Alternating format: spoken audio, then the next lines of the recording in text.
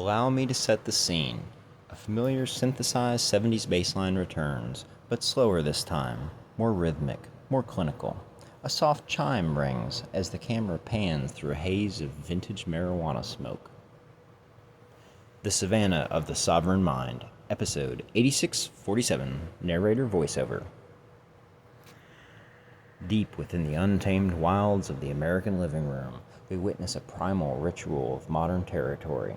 Here, we spot the MAGA mind in its natural habitat, perched precariously on Truth Social while spending long, grueling hours with Fox News, crooning softly in the background. These exhausting vigils are spent familiarizing oneself with the lie, dodge and deny style of verbal combat, a complex evolutionary dance designed entirely to simultaneously simulate authority while avoiding reality. But hush, in the distance we hear the mating call of, "What about Biden?" echoing on the soft breeze. In the distance we see a challenger analyzing the sound. He remembers the dodo is extinct. It must be a MAGA. He smiles as he approaches, hoping for a better dialogue than the last encounter. From the brush he emerges, the truth seeker. Armed with an unyielding commitment to factual accuracy, this creature has spent years verifying his territory with rigorous real-world testing. He cannot and will not remain silent.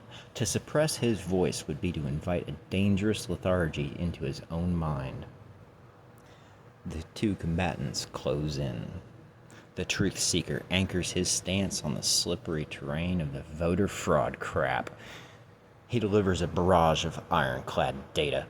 He demands the MAGA prove their statements. Watch closely now. The MAGA mind is trapped. They haven't scored a single solid point in over 10 consecutive skirmishes. The pressure is immense. He glances at the data. This is new. Watch as the MAGA tries.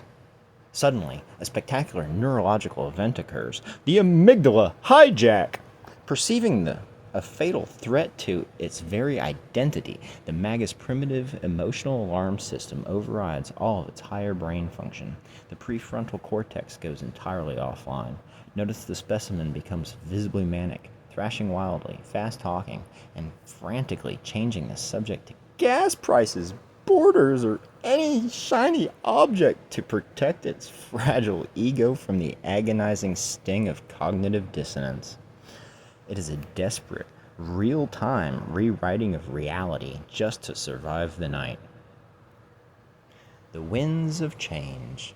But the year is 2026, and the macro climate is shifting. The once great American MAGA movement is fraying at the edges. We observe a fascinating new behavioral adaptation for self-care.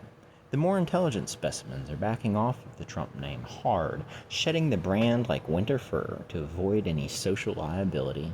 Yet remarkably, they continue to forage for sustenance among the old Trumpisms left broken and discarded in the dirt from previous battles with our hero.